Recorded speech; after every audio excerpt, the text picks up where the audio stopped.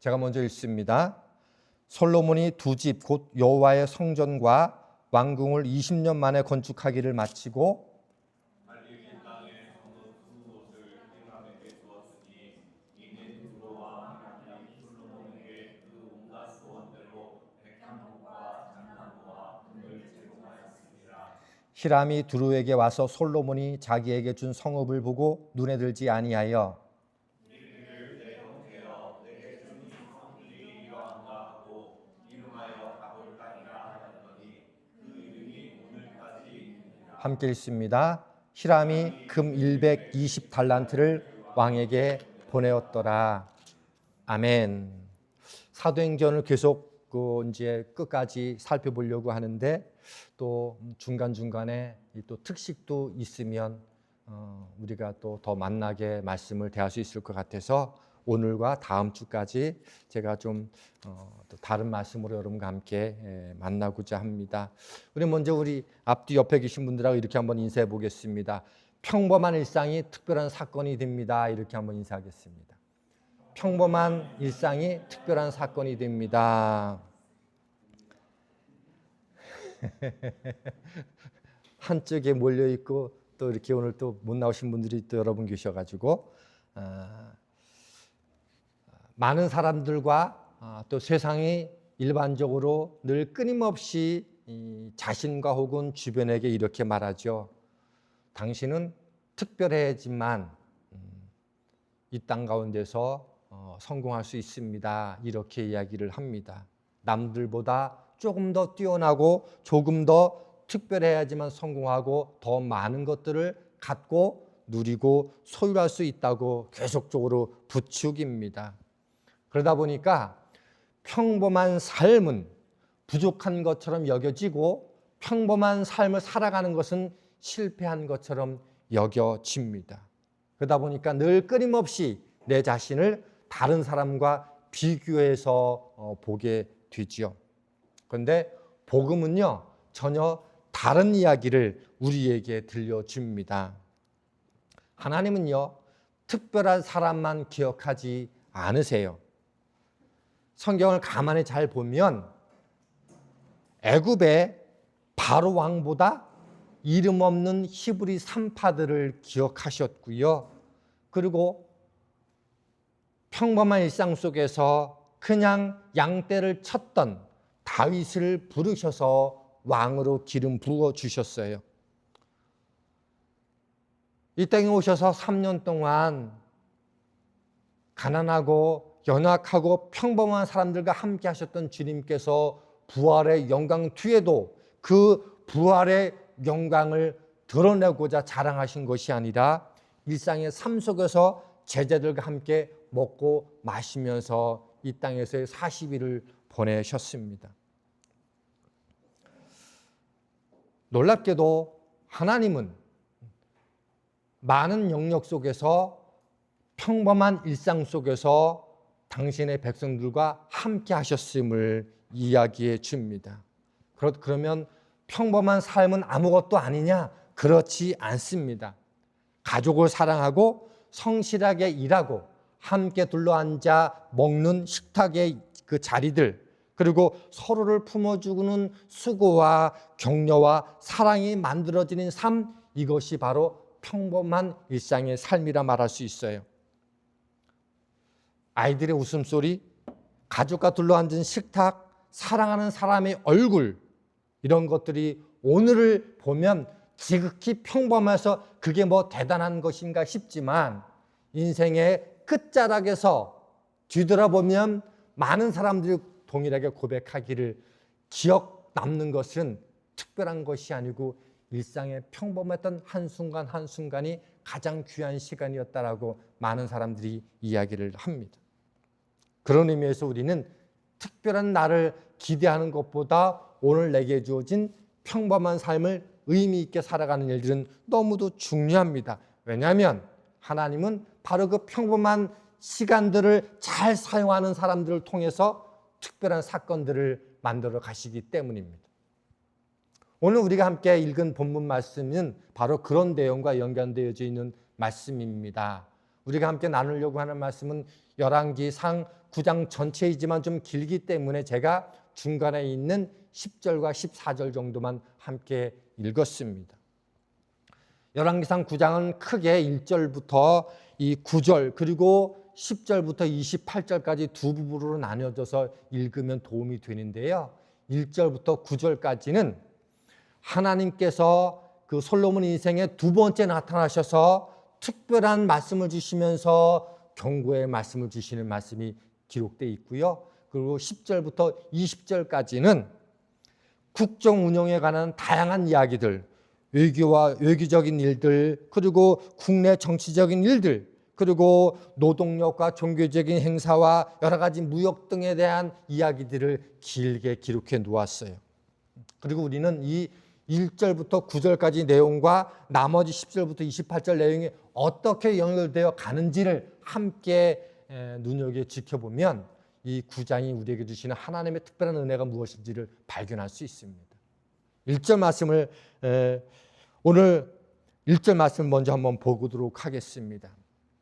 솔로몬이 여호와의 성전과 왕궁 건축하기를 마치며 자기가 이루기를 원하던 모든 것을 마친 때 2절 여호와께서 전에 기브온에게 나타나심 같이 다시 솔로몬에게 나타나사 두 가지를 주목할 게 있어요.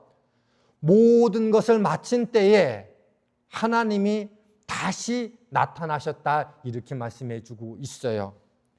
모든 것을 마쳤다고 하는 것은 솔로몬이 아버지 다윗을 이어서 이제 성전을 다 마무리하고 그리고 자기가 살 왕궁도 다 마무리하게 된 그때라고 하는 얘기예요. 그리고 다시 나타나셨다고 말씀해 주셨다는 얘기는 첫 번째 열왕기상 3장에 보면 솔로몬이 처음으로 왕이 되자 어떻게 왕으로서의 일들을 잘 감당할지를 걱정해서 1천 번제를 드리는 내용이 나오죠. 그때 첫 번째 나타납니다. 그리고 이제 왕으로서의 정점에 이르는 그 시점에 하나님이 다시 나타나십니다. 놀랍죠? 하나님이 솔로몬에게 두 번 나타나셨는데 첫 번째는 왕으로서 특별한 일을 시작할 때 나타나셨고 두 번째 최고 정점에 있을 때에 성전과 또 왕궁도 그리고 각종 국고성도 다 마무리를 그때 나타나셔서 말씀하셨습니다. 저는 여러분의 인생 속에서 이 하나님의 임재하심과 나타나심이 동일했으면 좋겠어요. 여러분이 무엇인가를 특별하게 시작하기를 원할 때 하나님의 특별한 음성 듣기를 원하고요. 또한 여러분이 살아가면서 신앙과 삶의 정점에서도 그 하나님을 만날 수 있게 되기를 축원합니다. 하나님께서 두 번째 나타나실 때의 3절 이하를 보면 내가 너의 기도를 들었어 그러시면서 하나님의 이름과 하나님의 눈길과 하나님의 마음을 그 성전 가운데 두시겠다 그렇게 말씀하셨어요. 그리고 아주 가슴 벅찬 말씀이 되는 거죠. 하나님이 당신의 이름과 시선과 마음을 그곳에 두시겠다는 거예요. 그런데 곧 이어서 뒤에 주시는 말씀이 무엇인가 하면 경고의 말씀을 주십니다. 9장 4절부터 9절까지가 경고의 말씀을 요약해 놓은 내용인데요. 핵심이 되면 이렇게 돼 있어요. 내가 만일 이렇게 연결돼요. 그리고 내 말씀을 떠나 다른 길로 가면 이스라엘 땅에서 끊어지고 성전도 버림받게 될 거야 이렇게 말씀해 주셔요. 앞부분에서는 내 마음과 내 눈과 하나님의 이름을 그곳에 둘 거야 라고 말씀해 주셨는데 갑자기 4절부터 9절 그렇지만 내가 만일 하나님의 말씀을 온전히 따르지 않으면 이스라엘 백성들을 이 땅 가운데서 끌어낼 것이고 성전도 무너뜨리게 될 거야 그렇게 말씀을 주셨어요.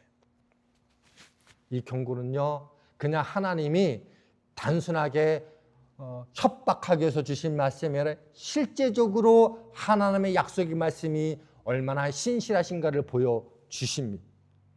그리고 훗날 이스라엘이 멸망하게 되어서 그 땅에서 쫓겨나서 각지로 흩어지는 일들이 일어나게 되었고 바벨론 포로로 가게 되지 않습니까? 그리고 예루살렘 성전이 무너지는 일이 실제적으로 이루어졌어요. 그 얘기는 뭡니까? 하나님의 말씀하신 대로 내 말씀을 따라 행하면 하는 그 일에 솔로몬이 그 일들을 감당하지 못했다고 하는 겁니다. 하나님의 약속의 말씀은요, 분명히 이루어집니다. 그러니 하나님의 말씀을 감사함으로 받지만 그러나 경고의 말씀도 나에게 주시는 말씀이다라는 생각하면서 두렵고 떨리는 마음으로 지킬 필요가 있습니다. 이렇게 1절부터 9절까지 이 축복의 말씀과 경고의 말씀을 주신 뒤에는요, 국정 원리에 대한 다양한 말씀을 주시는데 10절부터 14절 말씀 중심으로 짤막하게 오늘 말씀을 살펴보려고 하는데요. 10절부터 14절까지는 시라밀이라고 하는 그 주변의 그 다른 나라의 왕과 어떻게 서로 협력하면서 그들과 관계를 맺었는지 이야기가 함께 나옵니다. 히람이 누구인고 하면 솔로몬이 성전과 왕궁을 짓기 위해서 많은 백향목 나무와 잣나무와 금이 필요했는데 그런 것들을 아낌없이 제공해 준 이방 나라 왕입니다. 그리고 솔로몬은 그 은혜에 너무도 고마워서 갈릴리의 여러 성읍들을 대가로 이렇게 지불해 줘요. 그리고 12절을 보면 이렇게 돼 있습니다. 한번 같이 읽어보겠습니다. 12절입니다. 시작. 둘에 와서 솔로몬이 자기의 준 성읍을 보고 눈에 들지 아니하여. 히람이 애써서 자기네 나라에 있는 아주 중요한 백향목과 잣나무와 그리고 아주 당대에는 너무도 귀했던 그 오빌의 금이라고 하는 것들을 귀하게 제공했는데 기껏 준 게 갈릴리에 몇 개의 성읍을 줬는데 그 히람의 마음에 흡족지 않았다고 성경이 정확하게 기록해 놓았습니다. 그리고 13절에 보면 그 땅을 가불이라고 이렇게 표현해 놨어요. 가불이 뭐냐면 쓸모없는 땅, 마음에 들지 않는 땅, 가치 없는 땅 그런 의미예요. 그리고 한번 생각해 봤으면 좋겠어요. 솔로몬은 하나님의 성전을 짓기 위해서 그리고 자기 왕궁을 짓는 일을 위해서 아낌없이 많은 재료를 아낌없이 제공하고 공급했는데 솔로몬이 그 히람에게 제공한 것은요, 쓸모없는 땅과 같은 것들을 주었다는 거예요. 아마 당대의 솔로몬이 대단한 나라로서 또 특별한 그 힘이 있는 것들로 비춰졌기 때문에 이 정도쯤이면 그냥 고맙게 생각해라고 여겼을지 모르겠어요. 그렇지만 조금은 얍삽한 행동으로 보일 수도 있어요. 그런데요, 이 솔로몬의 행동이 얼마나 중요한 일인지는 우리가 좀 알아야 될 필요가 있어요. 왜냐하면 4절에서 뭐라고 했는가 하면 다시 한번 4절을 보면 내가 만일 내 아버지 다윗이 행함같이 마음을 온전히 하고 바르게 하여 내 앞에서 행하여 내가 내게 명령한 대로 온갖 일에 순종하여 내 법도와 율례를 지키면 그러면 복 주신다고 해 주셨어요. 그리고 이 말씀 직후에 솔로몬이 행한 일이 기록되어 있어요. 4절에 내가 나 여호와 하나님을 온전히 말씀을 지키는 것은 곧 뭐와 똑같은 거 하면 사람에 대한 것과 함께 연결되어 있는 거예요. 하나님을 바르게 사랑하는 사람은요, 내 곁에 있는 사람들도 귀하고 소중하게 여긴다는 거예요. 하나님을 귀하게 여기고 하나님을 존귀하게 여기는 사람은 내 곁에 있는 사람을 피눈물 나게 하지 않는다는 거예요. 서운하게 하지 않는다는 거예요. 그러고 나서 성경이 기록해 놓은 게 뭐예요? 히람의 마음속에 흡축하지 않았다. 그 내용이 기록되어 있지라는 거예요.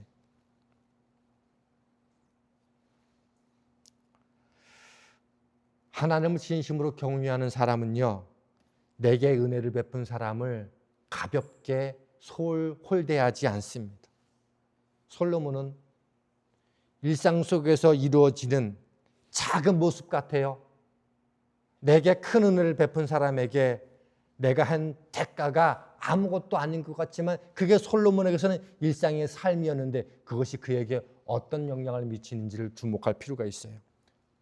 이것이 쭉 흘러가가지고 열왕기상 12장을 보면 솔로몬 이후에 나라가 북이스라엘과 남왕국으로 이렇게 갈라지게 될 때 북쪽 지파에 사람들이 솔로몬의 아들인 르호보암에게 와서 이렇게 말하는 대목이 있어요. 이렇게 말합니다. 열왕기상 12장 4절인데요. 왕과 아버지가 우리의 멍에를 무겁게 하였으나 왕은 이제 왕의 아버지가 우리에게 시킨 고역과 매운 무거운 멍에를 가볍게 하소서. 그리하시면 우리가 왕을 섬기겠나이다. 솔로몬이 하나님의 성전을 짓는다는 이유로 그리고 자기 왕국은 성전보다 더 2배나 가까운 시간을 들여서 짓지 않았습니까? 그리고 그때 애썼던 히람에게는 인색하게 대우했고 당신이 잘 베풀어야 될 이스라엘 백성들은요, 심한 노역 때문에 그들이 너무도 고통스럽게 솔로몬이 했다라고 지금 북이스라엘 지파의 대표들이 와서 솔로몬의 아들에게 말하고 있는 거예요.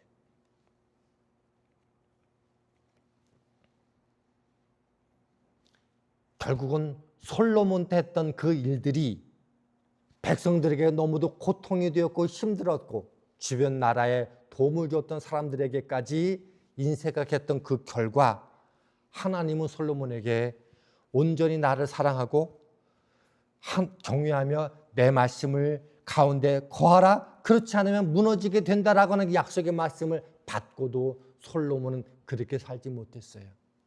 그리고 어느 순간인가 시간이 흐르자 그 나라가 두 쪽 나게 된 겁니다. 솔로몬은요, 매우 교묘했기 때문에 겉으로는 큰 죄가 없어 보입니다.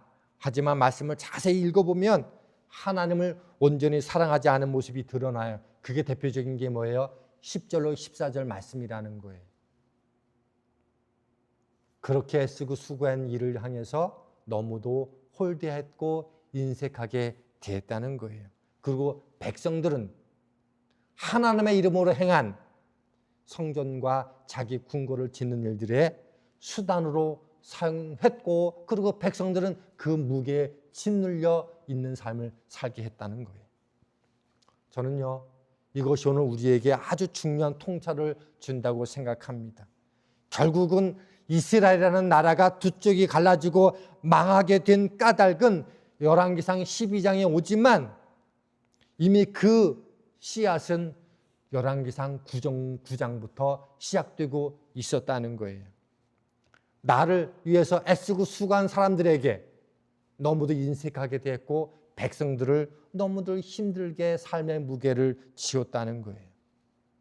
무슨 뜻입니까? 우리가 여기에 기억할 것이 있어요. 한 인생의 몰락은 어느 날 갑자기 찾아오지 않습니다. 여러분,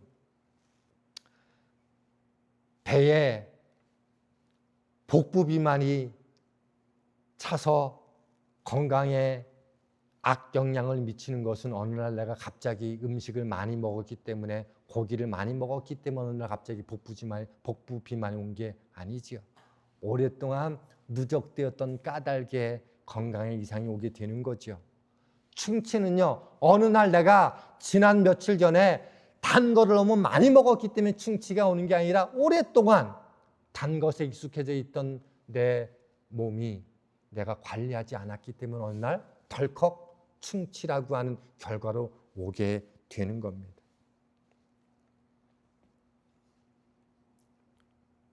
솔로몬도 그 이스라엘이라는 나라가 무너진 것은 아무도 주목하지 않았던 9장의 삶, 9장부터 12장 전까지 삶 속에서 평범했던 외교를 향한 정책들, 평범했던 결정들, 평범했던 자기의 삶의 과정들이 차곡차곡 쌓여진 까닭에 어느 날 12장이라고 하는 그리고 바벨론 포로라고 하는 멸망에까지 나타나게 됐다는 거예요. 이게요, 오늘 열왕기상 9장이 우리에게 주는 핵심 메시지입니다. 더 놀라운 것은요, 25절을 한번 좀 같이 읽어봤으면 좋겠어요. 25절 같이 읽습니다. 시작. 솔로몬이 여호와를 위하여 쌓은 제단 위에 해마다 3번씩 번제와 감사의 제물을 드리고 또 여호와 앞에 있는 제단에 분향하니라. 이에 성전 짓는 일을 마치니라. 25절은 이렇게 마무리를 이렇게 깔끔하게 해놔서 되게 멋지지 않습니까? 하나님 말씀하신 대로 매년 3번 중요한 절기 때마다 하나님 성전에서 예배를 드렸대요. 감사의 예배를 드리고 번제 예배를 드렸대요. 여호와 앞에 분향했대요. 종교적으로 아무런 문제가 없어요. 정해진 절기마다 예배를 드리고 감사했고 헌신했어요. 그런데 이런 형식이 솔로몬에게 있었다고 그가 히람과 백성들을 향한 자기 자신의 마음속에 평상의 일상적인 평범한 삶 속에서 있었던 삶의 내용들이 그러면 건강했는가? 그렇지 않았다는 거예요. 열왕기상 9장 4절 말씀을 다시 보면요. 내가 만일 내 아버지 다윗이 행함같이 마음을 온전히 하고 바르게 하여 하나님이 요구하신 것은 마음을 온전히 하나님께 두고 그리고 그 하나님께 두는 결과가 사람들에게도 나타나는 방식인데 겉으로는 예배를 드렸고 주일날 예배 안 빠졌고 바르게 하나님의 봉사하고 헌신했는데 속살은 평상의 주중에 평상시의 삶의 내용들은 전혀 그렇지 않은 모습들을 솔로몬이 가지고 있었다는 거예요. 하나님을 사랑하고 경외하는 것을 종교적인 형식으로 표현하면 된다고 어쩌면 우리가 생각하고 있는지도 몰라요.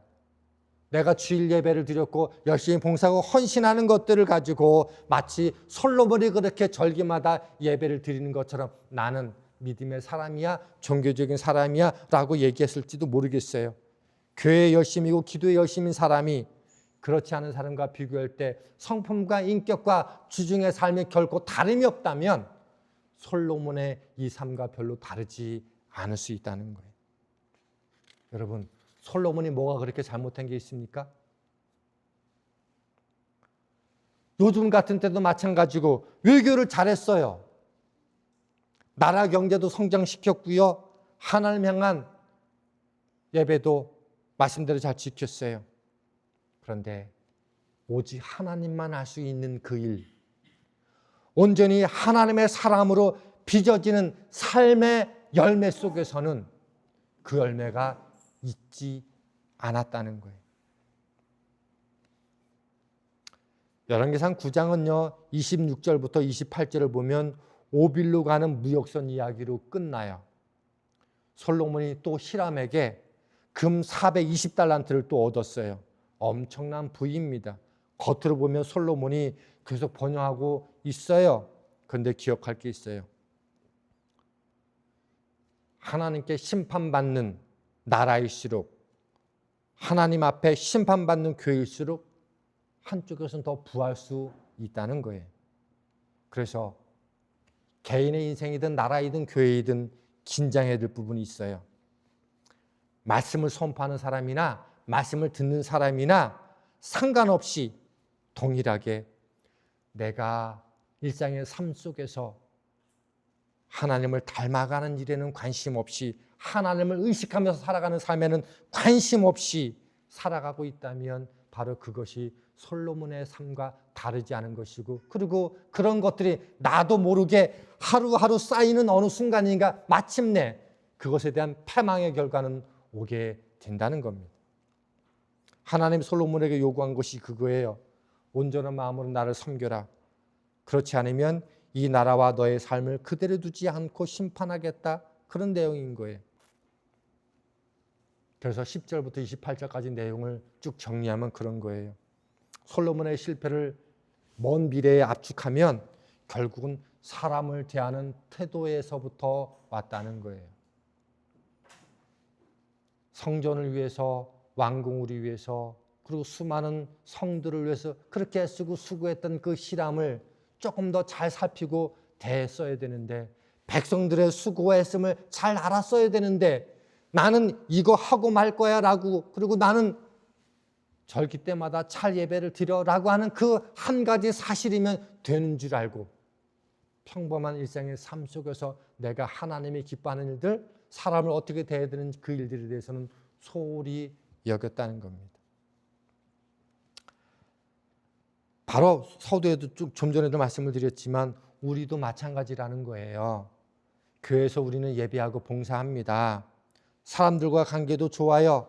그런데 교회 바깥에서의 삶은요, 하나님이 기뻐하지 않는 욕망에 사로잡힌 삶으로 살아갈 수 있다는 거예요. 그러면서도 그게 무엇이 잘못된지도 모르는 채 익숙하게 당연한 듯 살아갈 수 있다는 거예요.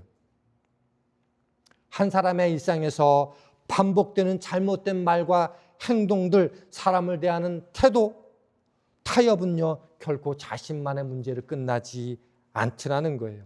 결국은 솔로몬 자신을 망가뜨리고 이스라엘 나라를 망가뜨리고 그 백성들을 곤고함 가운데 빠뜨리는 결과로 나타나게 되더라는 거예요. 그렇다면 정반대의 삶이 있죠. 하나님 말씀대로 늘 순종하기를 기뻐하고 늘 나의 일상의 삶 속에서 내가 하나님 앞에 있다라고 하는 마음을 가지고 그런 태도를 가지고 살아가는 사람, 작은 사랑과 정직과 격려와 섬김 자신도 뭐예요? 나를 세우고 우리 가정을 세우고 교회와 백성들도 함께 세워가는 길이 될 수 있다는 거예요. 하나님은요, 특별한 일상을 통해서 사람을 빚어가시는 것이 아니고 평범한 일상의 삶 속에서 살아가는, 바르게 살아가는 삶을 통해서 하나님이 그들을 들어 쓰십니다. 여러분, 우리 잘 알고 있는 다윗 있지 않습니까? 사무엘이 어느 날 사울을 하나님이 버리셨다는 말씀을 들으시고 그 일을 뒤를 이어서 한 사람을 택하고자 이새의 집에 갔어요. 그러는데 형들은 다 하나님이 아니래요. 그러면서 하시는 말씀이 뭐예요? 사람은 외모를 보지만 나 여호와는 마음의 중심을 본다. 그리고 아직 내게 보이지 않은 아들이 있느냐? 그랬더니 이새가 그러죠. 말째가 지금 양들을 지키고 있다고. 그 말째를 불러오게 하시고 그 말째에게 기름을 붓습니까? 다윗이 지금 뭐 하고 있었습니까? 아버지조차도 막내는 왕감이 사무엘이 와서 그 앞에 아들로서 보여주지 않아도 될 만한 하찮은 존재. 그렇지만 다윗은 그 순간에 뭐 하고 있었습니까? 평범한 일상 속에 그냥 아버지가 시키면 시키는 대로, 형이 시키면 시키는 대로 내게 주어진 일상에 최선을 다하는 사람이 다윗이었다라고 하는 겁니다. 며칠 전에 이와 관련된 말씀을 공부하다가 그동안에 알지 못했던, 연결시키지 못했던 하나의 말씀을 깨달았던 게 무엇인가? 당시의 목동은요, 자기네 양떼만 치지 않아요. 다른 사람들의 양떼도 같이 칩니다. 그래서 어떤 학자가 그랬대요. 다윗이 이새의 첫 번째 부인의 아들이 아닐 수도 있었다라는 얘기를 하더라고요. 그만큼 다윗이 가정에서도 하찮은 존재였는데, 그러나 그는 평범한 일상 속에서 하나님과 함께하는 사람이었다고 사무엘 상에서 기록해 놓고 있어요. 생각해 보십시오. 솔로몬이 히람에게 조금 인색하게 한 게 뭐가 그리 대단한 잘못이겠습니까? 나라를 경영하는 왕의 입장에서 국익이 우선이지 다른 나라에게 뭐 유익이 되는 일들이 뭐가 그리 대단하겠습니까? 그런데 성경은요, 솔로몬이 히람에게 갈릴리의 몇 개 지역을 땅으로 내주었는데 히람이 그것에 대해서 아쉽게 여겼다라는 마음을 정확하게 기록해 놓고 있었다고 하는 거예요. 솔로몬은요, 평범한 일상의 삶 속에서 하나님이 중요하게 여기는 가치를 소홀히 여겼습니다. 그리고 그 사소한 소홀함이 평범한 삶에 놓쳤던 것들이 결국은 나라를 무너뜨리는 균열이 됐습니다. 여러분, 여러분의 신앙을 무너뜨리는 것은요, 어느 날 갑자기 일어나지 않아요. 당연하다고 생각되는 매일 반복되는 작은 타협들이 쌓여서 어느 날 갑자기 뻥 하고 터지는 겁니다. 하나님 백성으로서 자녀로서 해서는 안 될 말과 행동과 태도, 평범한 날들의 잘못된 선택들이 쌓이고 쌓이고 쌓이다가 어느 순간인가 펑 하고 터지는 겁니다. 그리고 그것이 우리의 신앙과 인격도 무너뜨리는 거예요. 우리가 무엇인가를 간절히 욕망하고 취하고 싶어하는 마음은요, 하루아침에 형성되는 게 아니에요. 작은 습관들이 쌓여서 생긴 결과라고 계속 말씀을 드리고 있습니다. 그게요, 긍정적인 욕망이든 부정적인 욕망이든 똑같습니다.